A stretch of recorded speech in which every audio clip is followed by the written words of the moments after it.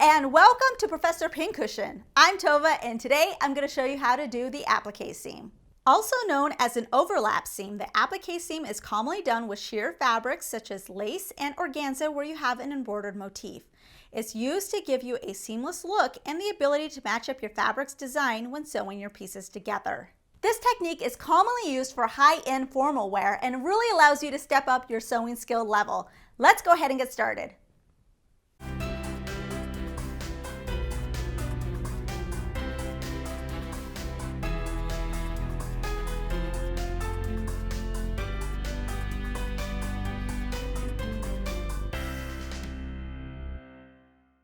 First, you'll prep your pattern pieces by marking the seam allowance. If your pattern pieces already have the seam allowances printed on them, such as with a line, you can go ahead and skip this step. So I'm taking my pattern piece, let's say it's this bodice side front. This is the seam that I want to have my applique seam. So I measured here 5/8 of an inch and I drew a line. Now I can also have an applique seam on this side as well, but for this demonstration, I'm just going to do it on one seam here. Because my bodice side front is being sewn to my bodice back, I need to also mark the seam allowance for the seam that's going to be connecting it. So it's going to be this point right here. Now you can always line up your pieces like this so you can make sure that you're lining it up with the right side of your pattern piece. So once you have your lines marked, then we can move on to cutting it out of our fabric. With this type of lace, I want to make sure that I'm matching the pattern because with an applique seam, you want everything to look seamless. So it's kind of just almost as if a seam is not even there. Because of that, I'm going to be matching my pattern of my fabric as I'm pinning out each pattern piece. So I'm going to do them individually. And that's why you want to lay out your fabric in a single layer. I'm going to pin my first piece, I'm going to cut it out, and then I'm going to move on to my second piece instead of folding your fabric and trying to cut everything out at once. Yes, it's going to be very time consuming, but this is how you can ensure that everything's going to look really great when you finish. So I'm taking my first pattern piece here, let's say the bodice side front. I'm going to pin it wherever I want it in my fabric for my design. And go ahead, pin all the way around, and I'm going to start cutting it out. Now the side where I'm going to have my applique seam, I'm not just going to cut straight on the line like this. So let's just say I'm having regular seams on these other areas. So I'm going to cut right along the pattern just like I would any other pattern piece. But then once I get to this side right here, I'm actually just going to go out a couple of inches. Give yourself plenty of room depending on how big your little embroidery motifs are. So go out a few inches and then you're going to come up and then come across here. So that way we're going to make sure we have plenty of room to work with. Here's the example of the bodice side front cutout. You can see how much extra I just have hanging off here, and it's not even straight or anything. You just want to make sure you give yourself that extra room. I'm next going to stitch a hand basting stitch right along that seam allowance line. That's why we're marking that, because we're going to do that next. Now I'm going to go ahead and use a contrasting thread, and I'm just using regular all-purpose here. You don't even need to tie a knot at the end or anything like that. Now just for ease of use, I'm going to turn this over to the back, and I'm going to fold right along my seam allowance. I just find this is the easiest way for me to do this basting stitch. Grab my needle and thread here, and I'm going to stitch right along the edge of where that seam allowance is. I'm not pulling this all the way through. I'm going to leave a little tail here. This is why you don't need to do a knot, because we'll eventually pull this out. But this is going to help us match the pattern of our lace for cutting out our next piece. So I'm just going, just a regular hand basting stitch going up and down through the fabric. And sometimes you get caught on these straight pins here, but just start from one end and go to the other. My finished basting stitch, I left the long tails here. Again, we're going to be just using this temporarily. And when you finish with the basting stitch for your pattern, you can go ahead and remove your pins and remove the pattern from it. Take the piece that you cut out and you're going to lay it back onto your fabric, matching up the motifs that you have in your design. So I'm trying to match up my lace pattern here, and I'm going to line everything up as perfect as I can. So it almost as if the pattern or the piece actually disappears into my fabric. Obviously, if I go off center, it looks more jumbled. So that's why you want to line everything up, because we want to match it for our next piece. Obviously, if you cut things out this way, you're going to need some extra fabric. So you may need to get more fabric than what your pattern suggests. All right, so once everything's lined up, I'm going to grab my next piece. It's going to be the bodice back. I'm matching up this side, and I'm going to fold along my seam line. And I'm going to match that up with my basting stitch that I did. So that looks pretty close. I'm going to hold this. You could actually start pinning back here to hold your pattern into place, and I can go ahead and take my piece, pull it out of the way so I can go ahead and finish pinning the rest of the side here. Now, just like before, you're going to cut out right along the pattern wherever you have a regular seam. This side I have the applique seam, so again, I'm going to give myself plenty of room, couple of inches, and cut out here. Then you're going to fold and do your hand basting stitch again through your fabric. Just briefly want to go over something in regards to cutting out your patterns. You can see in my pattern piece, I have a cut 2.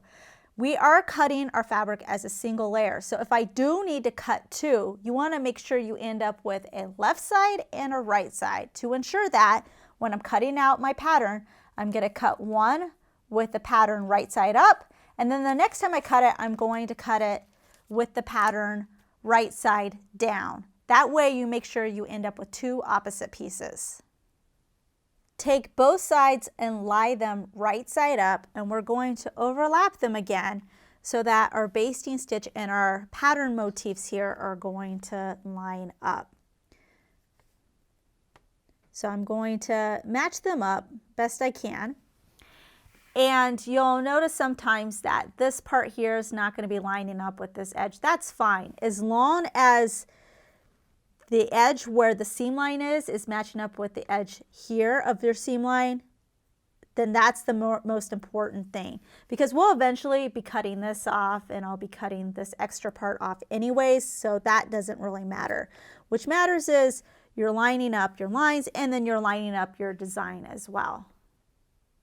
You can see for the most part, I was able to line my stuff up. Now, there may be some areas where it's not entirely perfect, but that's fine.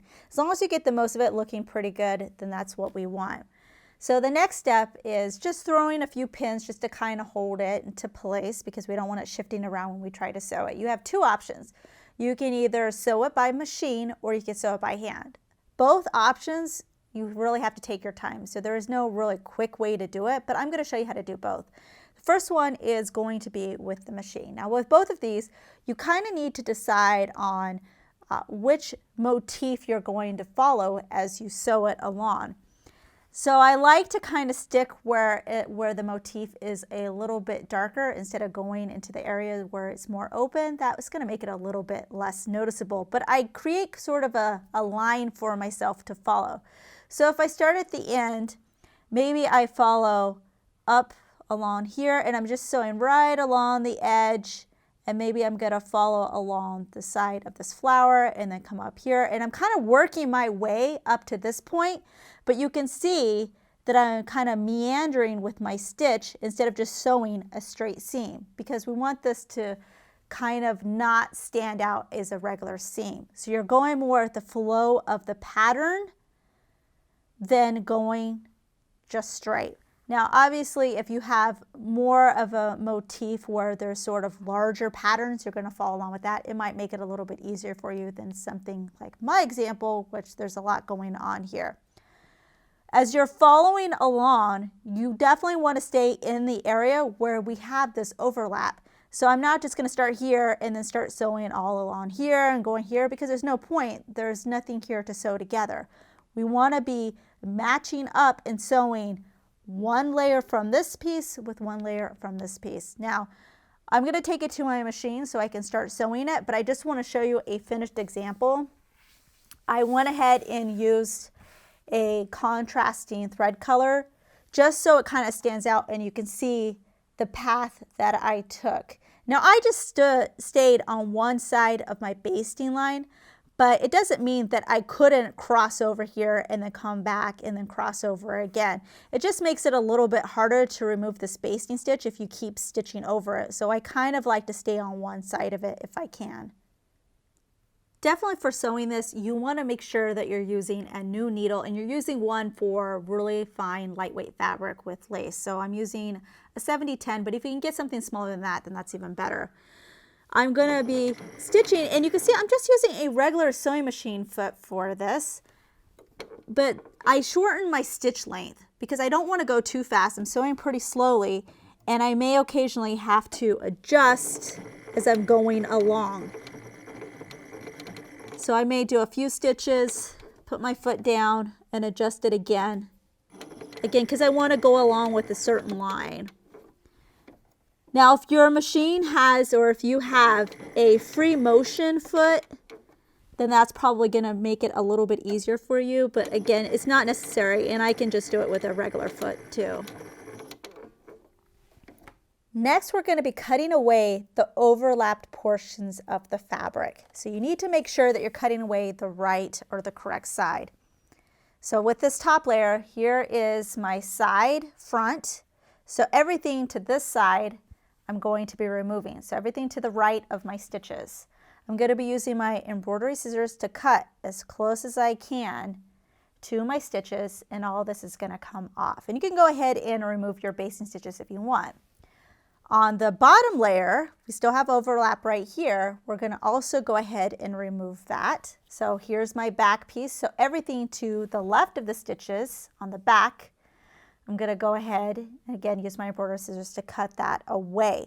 Now if you're concerned, because here was my pattern seam line, and you can see I'm cutting a lot more away on this top layer, and thinking, well, isn't that going to make your overall piece smaller? Because look at all the scissors you're cutting away. I'm not actually losing it because I'm making it up for on this bottom layer, because this is going to stay and it's not getting cut away.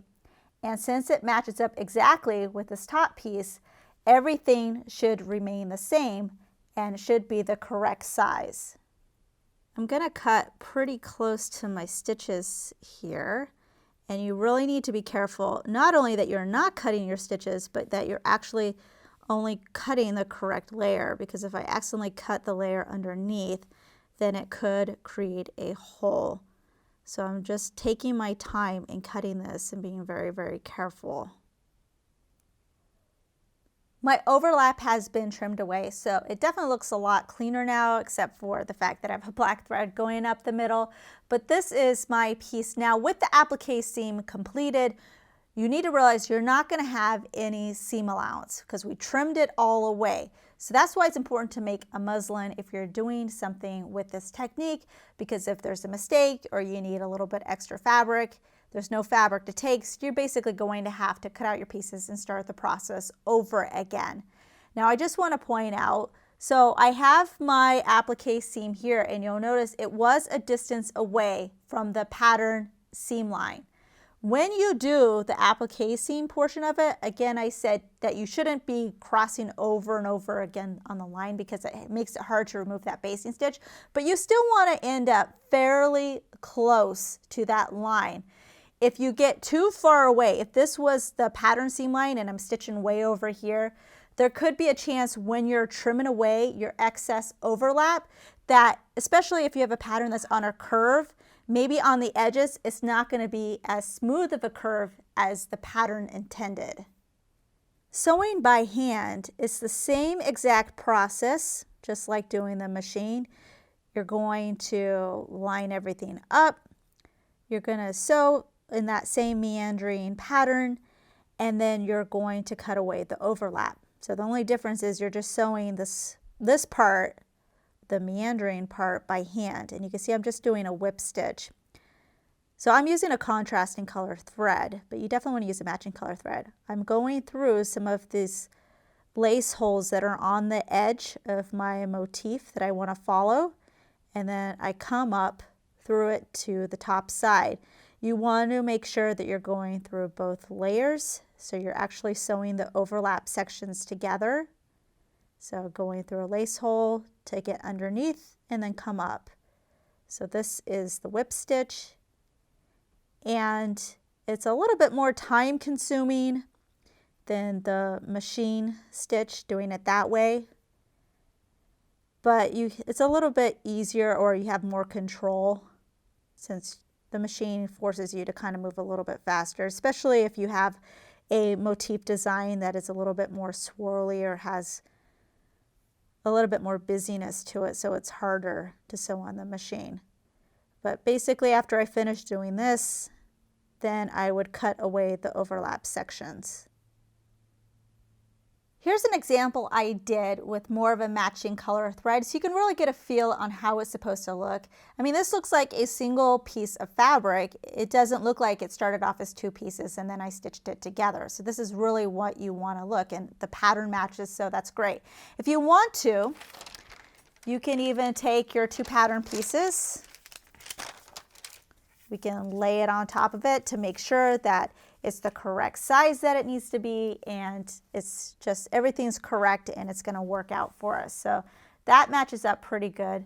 Now, just this technique alone doesn't only need to be done on lace. Even if you're working on a fabric that's a sheer fabric but it has all these embroidered motifs on it, you can still use the same technique in order to create that seamless applique seam look. We hope you enjoyed this tutorial. Please subscribe to get notified of our weekly releases. Also check out ProfessorPincushion.com to view our complete library with well over 350 sewing tutorials. If you would like to directly support us, you can check out our Patreon campaign and earn some exclusive perks. Thanks for watching.